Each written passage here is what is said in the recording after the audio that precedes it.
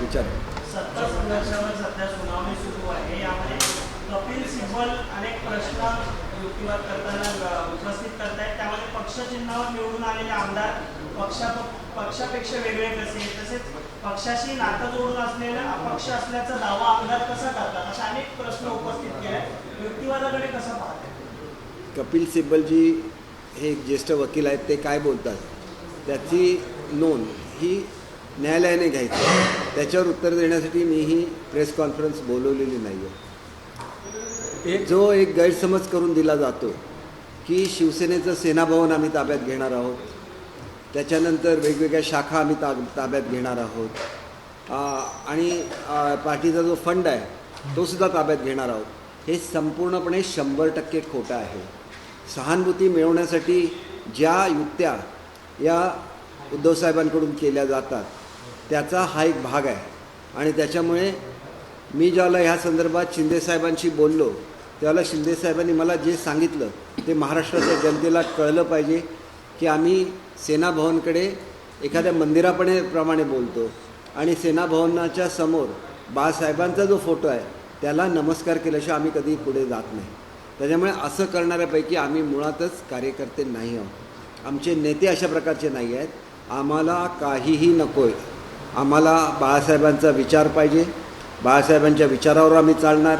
आणि एक गोष्ट सगळ्या शिवसैनिकांना सांगतो, सगळ्यांनी नोंद घ्या की इलेक्शन कमिशन जे नॉर्म्स घालून देते ते लोकशाहीला पूरक असेच नॉर्म्स असतात.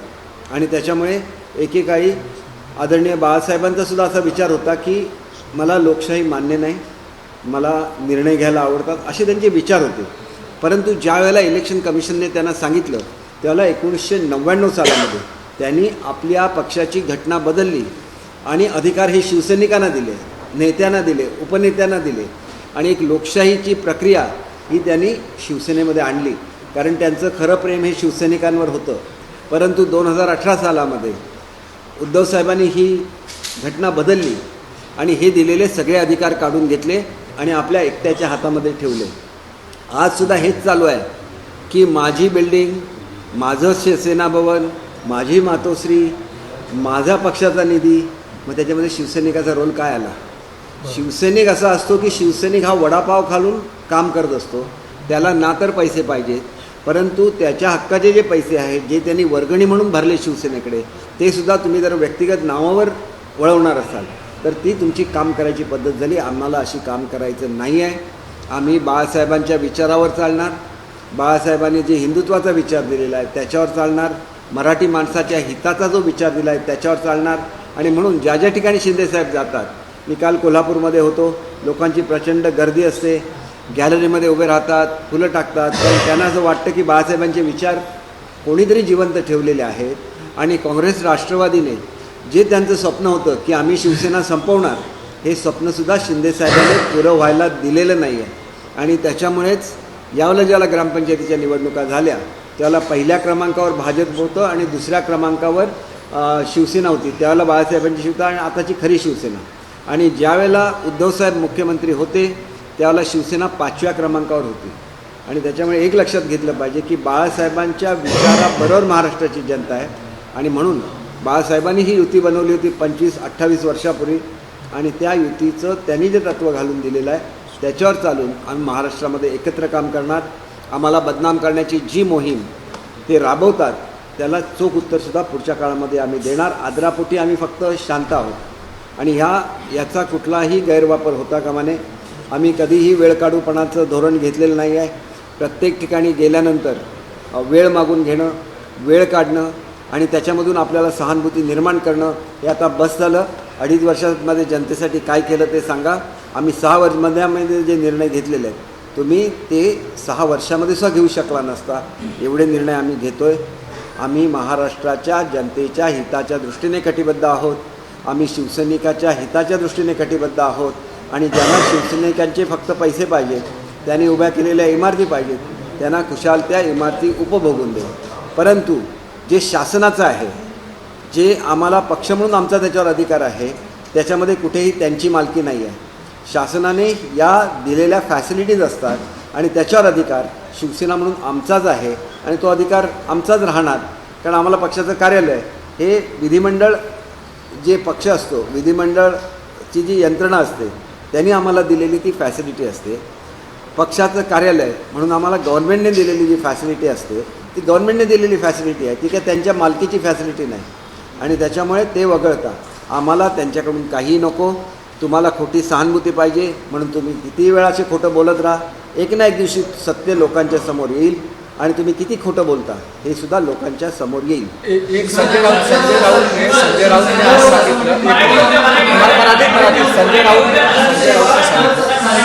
म्हटले की 2000 कोटीचं पॅकेज होतं आणि कालपासून नगरसेवकांपासून शाखाप्रमुख एक रेड कार्ड तयार करण्यात आला आणि तसे पैसे वापरले. एक असं आहे की श्री संजय राऊत यांच्यावर जी जबाबदारी पवारसाहेबांनी सोपवलेली होती ते पूर्ण कदाचित केली नाही त्यांनी, म्हणून ते असं बोलत असतील.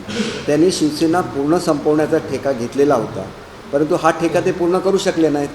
कारण मुळातच ते उद्धव साहेबांचे नाही आहे हे त्यांना ज्यावेळेला कळेल. आणि अनेक लोकांशी त्यांनी तसं बोलून दाखवलेलं आहे की मी या बापलेकांचा नाही आहे, मी पवारसाहेबांची एकनिष्ठ आहे, हे त्यांनी अनेक वेळा बोलून दाखवलेलं आहे.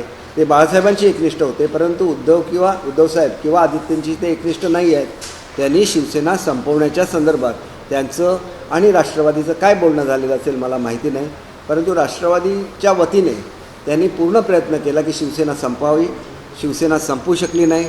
शिवसैनिकांनी उठाव केला आणि त्याच्यामुळे शिवसेना दुसऱ्या क्रमांकावर आली. आणि आज आम्ही पहिला आणि दुसरा क्रमांक बघत नाही, युती म्हणून आम्ही एकत्र आहोत आणि आम्ही एकत्र राहणार. कुठल्याही परिस्थितीमध्ये काँग्रेस आणि राष्ट्रवादीबरोबर आम्ही तडजोड करणार नाही. ते तुम्ही म्हणता की पुढचं सांगतो, 2000 कोटीचं जे ते सांगतायत त्याच्याबद्दल त्यांच्यावर रितसर केस दाखल झाली पाहिजे. त्यांच्यावर माझं असं स्वतःचं मत आहे, हे काय आता शेवटी कार्यकारिणीमध्ये ठरेल की त्यांना नोटीस दिली गेली पाहिजे. पक्षाची ते बदनामी करतायत, पक्षाच्या हिताच्या विरुद्ध ते काम करतायत. त्याच्यामुळे राज्यसभेचं त्यांचं सदस्यत्व नष्ट म्हणजे का नाहीसं करू नये, नाहीसं म्हणण्यापेक्षा का रद्द करू नये याच्या संदर्भात. कारण ही एक लिगल प्रोसेस आहे, त्याची त्यांना नोटीस दिली गेली पाहिजे. हे माझं मत मी आज राष्ट्रीय कार्यकारिणीमध्ये मांडेन. आणि जेणेकरून असे बेलगाम वक्तव्य करणारी जी लोकं आहेत त्यांना कुठेतरी आळा बसेल. दुसरं म्हणजे काही अटी शर्तीवर त्यांना जामीन दिला आणि ते जामिनावर बाहेर आहेत, त्याच्यामध्ये लोकांच्या मनामध्ये भीती निर्माण होईल अशी कुठलीही स्टेटमेंट त्यांना करता येणार नाहीत. आणि त्याच्यामुळे आम्ही रितसर अर्ज करू, न्यायालयाकडे करू, ईडीकडे करू, सरकारकडे करू आणि त्यांचा जामीन रद्द करावा ही मागणीसुद्धा आम्ही त्या ठिकाणी करू. कारण अत्यंत बेजबाबदार, अत्यंत घाणेरडं असं वक्तव्य ते करतात, ज्याला कोणी महिलांनी ते ऐकू नये असं वक्तव्य ते करतात. आणि त्याच्या संदर्भात त्यांच्यावर कारवाई झाली पाहिजे असं मला वाटतं. राऊतांचं बिल बजावणार का तुम्ही? उद्धव ठाकरे सांगितलेलं आहे की निवडणूक आयोगच बरखास्त झालं पाहिजे या निर्णयाने. न्याय उद्धवसाहेब काही करू शकतात. ते जर बाळासाहेबांनी दिलेली घटना रद्द करू शकतात तर ते निवडणूक आयोगसह रद्द करू शकतात. एवढे ते पॉवरफुल आहेत याची मला खात्री आहे. सुब्रमण्यम स्वामी यांनी त्याला सपोर्ट हे बघा, सुब्रमण्यम स्वामींच्याबद्दल मी कुठलंही कमेंट करणार नाही. ते वेगवेगळ्या तऱ्हेने ते स्टेटमेंट करत असतात आणि त्याच्यामुळे ते एक ज्येष्ठ नेते आहेत, केंद्रातले नेते आहेत, मी त्यांच्याबद्दल काहीही बोलणार नाही. सर, निवडणूक आयोगाच्या विरोधात सुप्रीम कोर्टामध्ये ठाकरे गटाने आता याचिका टाकलेली आहे. उद्या त्याची सुनावणी आहे. जर निवडणूक आयोगाच्या विरोधात सर्वोच्च न्यायालयाचा निकाल आला तर सगळं पुन्हा चित्र पालटू शकतं. बघा, आजपर्यंत जे काही निकाल झालेले आहेत त्याच्यामुळे मध्ये इलेक्शन कमिशन ही एक घटनात्मक बॉडी आहे. जी घटनात्मक बॉडी आहे त्याच्यामध्ये आणि त्याच्या वर्किंगमध्ये कधीही इंटरफिअर केलं जात नाही, हा आजपर्यंतचा अनुभव आहे. आणि तसे कोर्टाचे निकाल आहेत आणि कोर्टाने काय ठरावं हा कोर्टाचा प्रिओगेटिव्ह आहे, त्यांचा तो अधिकार आहे. आणि त्याच्यामुळे त्याच्याबद्दल मी काहीही बोलणार नाही. शिवाजीच्या आणि नाव याच्यासाठी पैसे खर्च केले किंवा 2000 कोटीचं जे पॅकेजचा उल्लेख मी आत्ताच आपल्याला सांगितलं की त्यांच्यावर केसेस दाखल केल्या गेल्या पाहिजे. अशी लोक जेलमध्ये गेली पाहिजे जी बेजबाबदार विधानं घटनात्मक व्यासपीठाबद्दल करतात. आणि त्याच्यामुळे मला असं वाटतं की शिवसेना अगदी संपूर्ण त्यांनी संपवली. आम्ही शिवसेना वाचवली. आज आम्ही शिवसेना आहोत. आमच्याबरोबर आमचा जो धनुष्यबाण चिन्ह आहे त्याच्याबद्दलसुद्धा ते किती घाणेरडं बोललेलं आपण बघितलेलं आहे. परंतु आदरणीय मुख्यमंत्री महोदय अयोध्येला जातील. आमचा रामाचा धनुष्यबाण आहे. राम आणि धनुष्यबाण ह्याला वेगळं करता येत नाही. हिंदुत्व आणि धनुष्यबाण ह्याला वेगळं करता येत नाही. आणि त्याच्यामुळे धनुष्यबाण हा का आजची निशाणी नाही आहे किंवा ती हिंदुत्वाशी किंवा कुठल्या धर्माशी संबंधित निशाणी नाही आहे, परंतु ती अत्यंत पवित्र अशी निशाणी आहे. अनेक वर्ष शिवसेनेची ती निशाणी आहे आणि त्याच्यामुळे धनुष्य आणि बाण याचं जे पावित्र्य आहे हे पावित्र्य आम्ही राखू. बाळासाहेबांच्या विचाराचं पावित्र्य आम्ही राखू.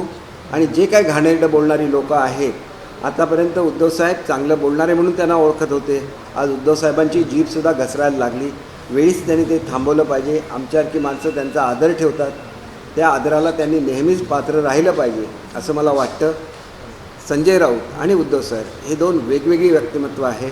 उद्धवसाहेबांनी उद्धवसाहेबांसारखं राहावं, संजय राऊतने संजय राऊतांसारखं बोलावं. आणि दोघंही काय आहेत हे महाराष्ट्राच्या जनतेला माहिती आहे.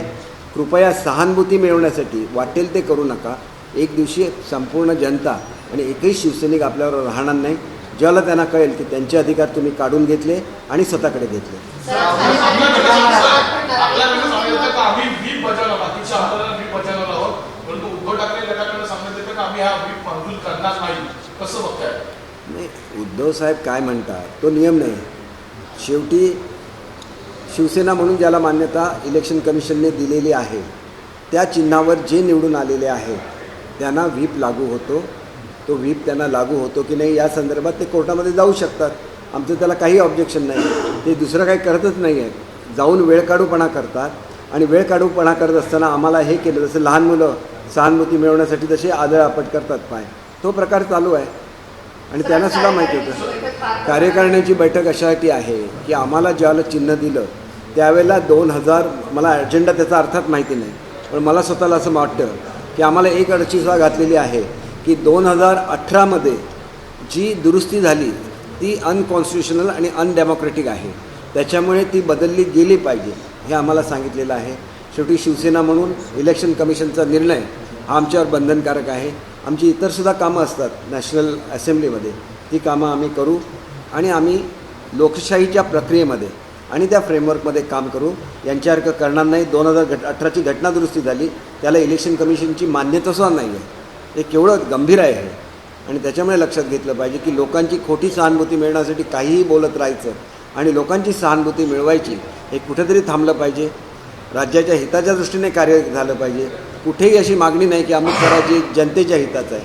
प्रत्येक गोष्ट स्वतःच्या हिताची, स्वतःच्या कुटुंबाच्या हिताची जर बोलत राहिले तर मग ते कुटुंबच राहणार, मग तो पक्ष म्हणून शिल्लक राहणार नाही. ह्याची सुद्धा त्यांनी जाणीव ठेवावी. आजच्या बैठकीत एकनाथ शिंदे पक्षप्रमुखपद स्वीकारणार का? असं आहे की जे काय लिगली आवश्यक आहे ती सगळी लिगल फॉर्मॅलिटी ह्या नॅशनल एक्झिक्युटिव्हमध्ये करायला लागते आणि ती लिगल फॉर्मॅलिटी आम्ही करू. सर, एकंदरीत शिवसेना पक्ष आणि धनुष्यबाण आपल्याला मिळालेला आहे. आधीच आपल्याकडे इन्कमिंग सुरू होतं, आता इन्कमिंग वाढेल. हे बघा, लोक हे स्वतःहून निर्णय घेत असतात. अनेक लोक दबली गेलेली होती, आता मोकळेपणाने ते समोर येऊ शकतील आणि बाळासाहेबांच्या विचाराबरोबर जाऊ शकतील असं मला वाटतं. शेवटी बाळासाहेबांचा विचार महत्त्वाचा आहे. ज्यावेळेला शिवसेना म्हणतो म्हणजे बाळासाहेब, बाळासाहेब म्हणजे शिवसेना, उद्धवसाहेब म्हणजे शिवसेना असं कोण म्हणत नाही. बाळासाहेब म्हणजे शिवसेना हेच आमचं त्यावेळेला म्हणत होतं, आजसुद्धा होतं. आणि उद्धवसाहेबांनी याच्याबरोबरच राहायला पाहिजे. ह्या विचाराबरोबर ते राहिले नाहीत. काँग्रेस राष्ट्रवादीबरोबर केले. बाळासाहेबांच्या विचारापेक्षा त्यांना काँग्रेस आणि काँग्रेसच्या सोनिया गांधी असतील, राष्ट्रवादीचे शरद पवार असतील, हे मोठे वाटायला लागले आणि त्यावेळेला अधोगती चालू झाली असं आम्ही स्वतः समजतो. संसदेतील पक्ष कार्यालय तुम्हाला मिळावं यासाठी तुम्ही पत्रव्यवहार केला होता. तुम्हाला ते देण्यात आलेलं आहे असं उपसचिव सुनंदा चटर्जी यांनी पत्र तुम्हाला लिहिले. बरोबर, आमचा तो अधिकार आहे ना. आम्ही ज्यावेळेला इलेक्शन कमिशनने मान्यता दिलेली पॉलिटिकल पार्टी असू तर मग आम्हाला आमचा अधिकार मिळाला पाहिजे. याच्या पलीकडे आम्ही काही चुकीचं मागितलेलं नाही आहे, आम्हाला ते मिळणार. शिवाजीराजांच्या विरोधात जी धर्मदाय आयुक्तांकडे तक्रार केली, एखाद्या कार्यालय राजकीय पक्षाला कसं वापरायला देतात असं एका याचिकाकर्त्यांनी कुठल्या योगेश देशपांडे याचिका केली. काय म्हणून की एखाद्या शिवाय ट्रस्टचं जो प्रॉपर्टी आहे शिवसेना भवन ज्यांच्या नावावर आहे ते पार्टी, ते कोणाच्या पार्टीवर राजकीय पार्टीसाठी कसं दिलेलं हे आहे? बघा, ते हा प्रश्न तुम्ही त्यांना जाऊन विचारला पाहिजे. आम्ही आमची भूमिका स्पष्ट केलेली आहे. आम्हाला न तर शिवसेना भवन पाहिजे, कुठल्या शाखा पाहिजे, आम्हाला फक्त बाळासाहेबांचा विचार पाहिजे आणि त्या विचारावर चालत राहून आम्ही आमचं साम्राज्य पुन्हा उभं करू.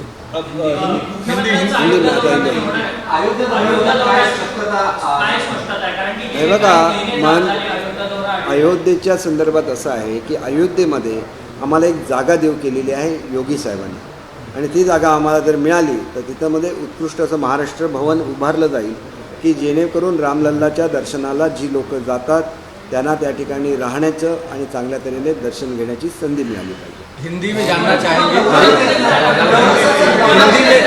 में लाल प्रयास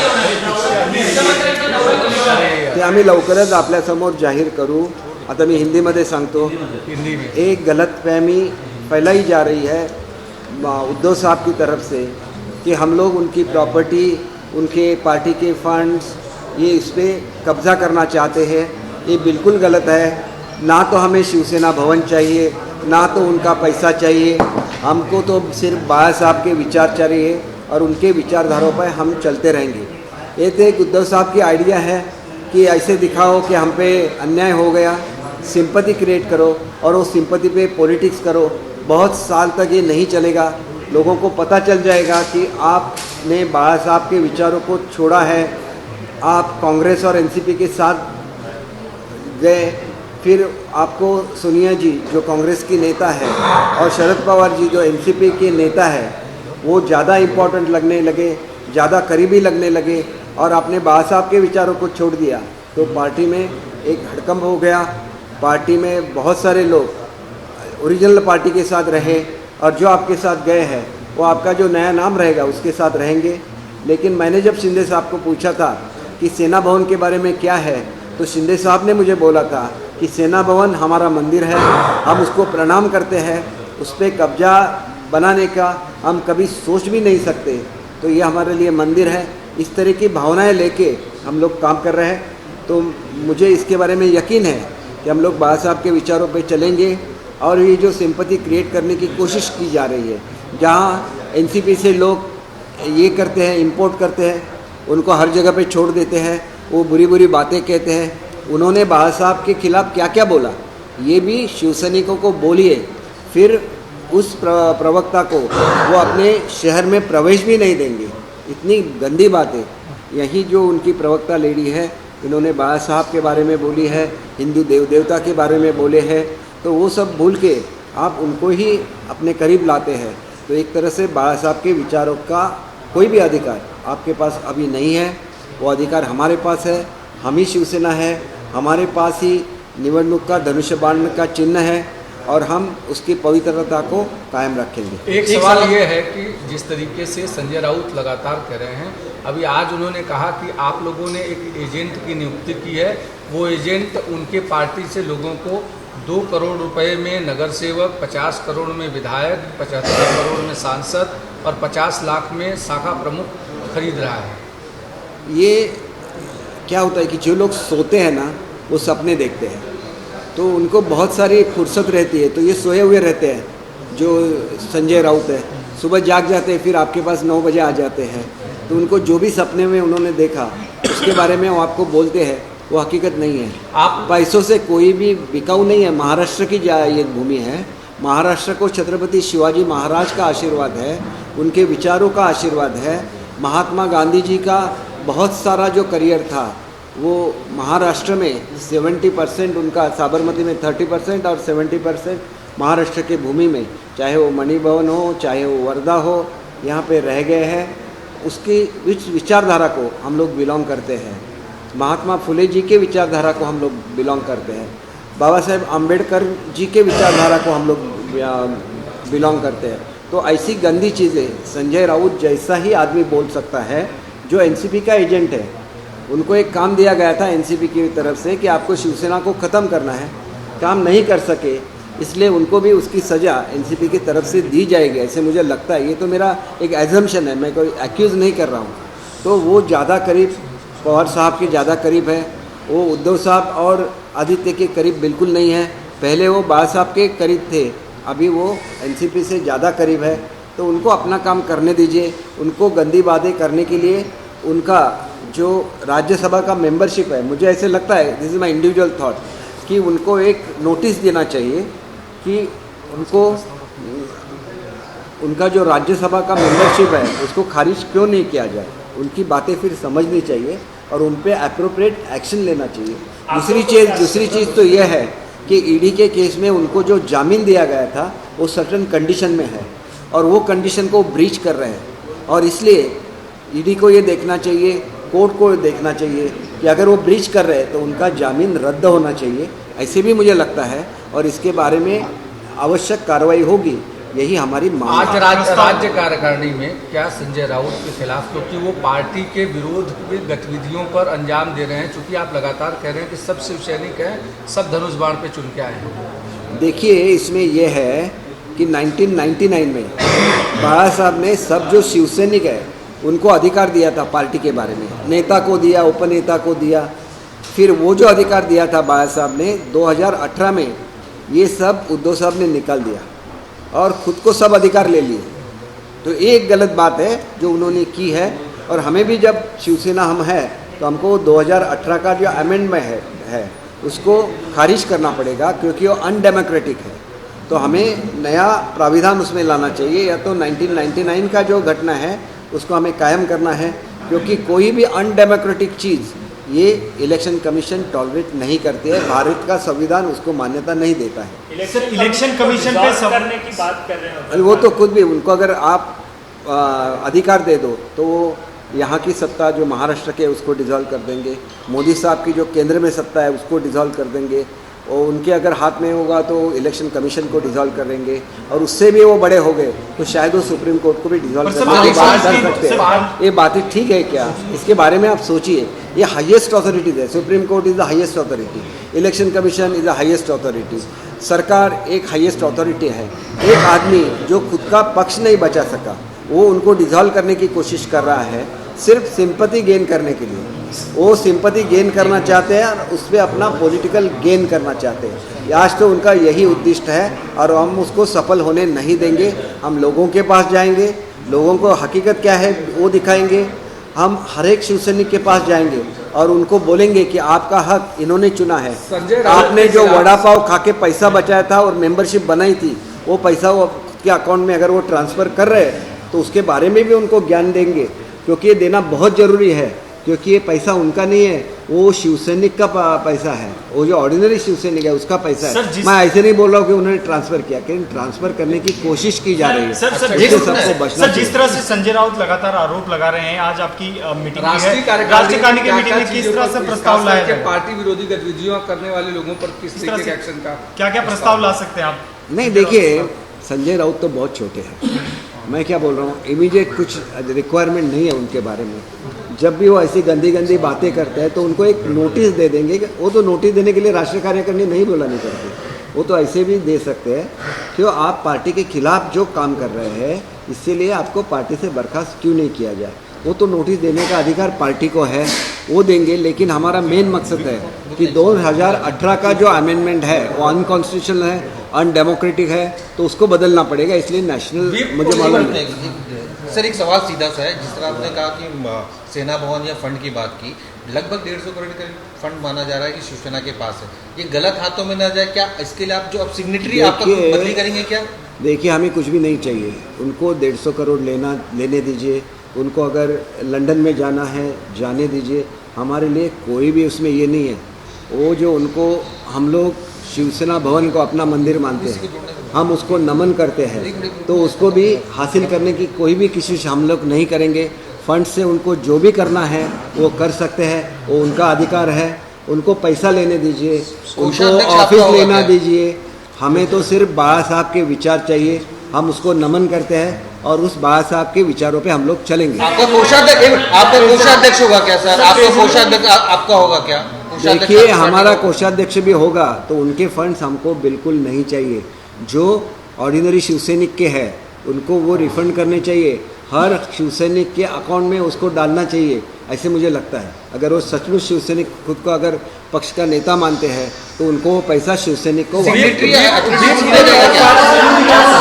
मानेंगे। उद्धव गुट के लोग कह रहे हैं कि हम व्हिप नहीं मानेंगे। व्हिप मानने का अधिकार मेरा नहीं है, क्योंकि हम शिवसेना नहीं है और शिवसेना की लड़ाई कर रहे हैं। नहीं, ये अच्छा हो गया कि उन्होंने बोला है कि हम शिवसेना नहीं है, तो उनको बोलने दीजिए वो शिवसेना नहीं है। हम कहाँ बोल रहे हैं कि हम जबरदस्ती से आपको शिवसेना नहीं बोल रहे हैं, आपको राष्ट्रवादी में जाना है, आप राष्ट्रवादी बोलिए खुद को, हमारा क्या सवाल है। आप उनके ही इशारों पे चलते हैं तो आप खुद को राष्ट्रवादी सेना बोल दीजिए, कोई दिक्कत नहीं हमें। सोनू निगमवर काल रात्री हल्ला झाला, यामध्ये ठाकरे प्रकाशपत्रावर गुन्हा नोंदवण्यात आलेला आहे. कसं पाहता याकडे? एक एक कारण की एका कलाकारावर थेट हल्ला होतो. कलाकारावर हल्ला होणं चुकीचं आहे. या पूर्वीच्या काळामध्ये सुद्धा कंगना रनौतचं घर तोडण्यात आलं, कंगना रनौतवर हल्ला करण्याचा प्रयत्न झाला. तसंच पुन्हा एकदा त्यांनी सुरू केलेलं आहे. आणि सोनू निगमवर तर सोनू निगमचं प्रोटेक्शन पोलिसांनी करावं आणि जो कोणी अपराधी आहे त्याच्यावर कडक कारवाई करावी, नाहीतर हे चालू राहणार. माझ्याविरुद्ध कोण बोलला तर त्याला अटक करा, त्याला जेवणावरून उचलून अटक करा, त्याला तुरुंगात टाका. ही जी काय तुमची नीती, या नीतीची फळं तुम्ही भोगतायत. आणि त्याच्यामुळे मला असं वाटतं की ही नीती सोडून द्या. बाळासाहेबांसारखं दिलदार मन ठेवा. आम्ही बाळासाहेबांच्या विचारावर आहे म्हणून आमचं मत दिलदार आहे, शिंदेसाहेबांचं मत दिलदार आहे. त्याच्यामुळे ते म्हणतात आम्हाला शिवसेना भवन नको, आमचं ते मंदिर आहे, आम्ही तिथं फक्त नमस्कार करायला जाऊ. त्याच्यामुळे आम्ही आमचं साम्राज्य उभं करू आणि ते आमचं नसणार आहे, ते शिवसैनिकांचं साम्राज्य असणार आहे आणि त्याच्यावर पूर्ण अधिकार हा सर्वसामान्य शिवसैनिकाचा राहणार है। सोनू निगम पर जिस तरीके से हमला हुआ और फादर फेकर पर इस पूरे मामले पर जिम्मेदारी आ रही है कि कहीं न कहीं उनके गुट की तरफ से ये पूरा हमला किया गया, उसे कैसे देखते हैं? देखिए, वो अपने नेता को शायद देखते होंगे कि जब कंगना रनावत ने कुछ बोला तो उन पर हल्ला किया गया, उनको उनके ऑफिस को तोड़ा गया। तो ये उनके एक नीति है, उस नीति से वो चलते हैं। लेकिन गवर्नमेंट को सोनू निगम को प्रोटेक्ट करना चाहिए, ऐसे मुझे लगता है, और गवर्नमेंट ये करेगी, ये भी इसके बारे में मुझे यकीन है। सिर्फ एक सीधा सवाल है कि सिग्नेटरी अथॉरिटी क्या आप लोग चेंज करेंगे? सारे जो अकाउंट्स है वो आप लोग अपने हाथ में हमें लेंगे? उनका अकाउंट बिल्कुल नहीं चाहिए। वो शिवसेना का अकाउंट है ना, अभी आपने कहा हमारी शिवसेना तो हम शिवसेना का शिवसेना पैसा है, लेकिन हम किसी के पैसों पे नज़र नहीं रखते। वो पैसा किसका है? वो ऑर्डिनरी शिवसैनिक का पैसा है, जो वड़ा पाव खा के काम करता है और उसकी जब मेंबरशिप की बारी आती है तो वो पैसा दे देता है शिवसेना को। उनको चाहिए कि वो अब शिवसेना नहीं है तो उनको ये पैसा शिवसैनिक को वापस लौटाना चाहिए। आप लोग अपने किताबें में लेके क्या शिवसेना के अकाउंट में डालेंगे? क्योंकि नहीं, सिग्नेटरी हम क्यों अथॉरिटी करेंगे? आपको- देखिए, हमारे लिए तो शिवसेना और शिवसेना प्रमुख बाळासाहेब वंदनीय है। हम कुछ भी नहीं करेंगे, हम सिर्फ उनके दिखाए हुए पगडंडी पे चलते रहेंगे और लोगों की सेवा करेंगे। उन्होंने सिखाया है कि 80% सोशल वर्क, 20% पॉलिटिक्स। ये तो 90% पॉलिटिक्स करते हैं। उद्धव साहब, आदित्य साहब, दूसरा कुछ नहीं है उनके पास। कुछ भी डेवलपमेंट की बात नहीं करते हैं, कुछ भी बोल देते हैं और जो बुरी बुरी बातें करते हैं, इसके लिए महाराष्ट्र की जनता उनको माफ नहीं पार्टी करेगी। का व्हिप जारी होगा, पार्टी का व्हिप जारी होगा तो किस किस पर लागू होगा? कौन कौन से लोग हैं जिन पर पार्टी का व्हिप लागू होगा? देखिए, हम तो ओरिजिनल पॉलिटिकल पार्टी है तो हमारा व्हिप तो रहेगा।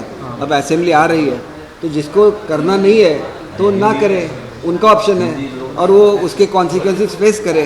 सर, एक शेवटचा प्रश्न, तुम्ही आजच्या कार्यकारिणीमध्ये हा प्रस्ताव ठेवणार आहात कारण की जे शिवसैनिकांचे, सामान्य शिवसैनिकांचे पैसे ते पार्टी फंड म्हणून जमा झाले 150 कोटी, ते पुन्हा शिवसैनिकांना ते शिवसैनिकांना दिले जावे अशी मी जाहीर मागणी करतो आणि त्याच्यामुळे उद्धव साहेबांनी मनाचा मोठेपणा दाखवावा। हे जे शिवसैनिकांचे पैसे आहेत ते शिवसैनिकांना परत करावे। तुम्ही तुमच्या राष्ट्रीय कार्यकारिणीत आम्ही त्यांच्या पैशाला हात लावणार नाही, आम्ही सेना भवनला हात लावणार नाही, मातोश्रीमध्ये काय असेल तर मातोश्रीला काही करणार नाही। आम्ही अतिशय मातोश्रीला सुद्धा आम्ही नमस्कार करतो कारण ते बाळासाहेबांचे निवासस्थान आहे। एबीपी माझा, उघडा डोळे बघा नीट।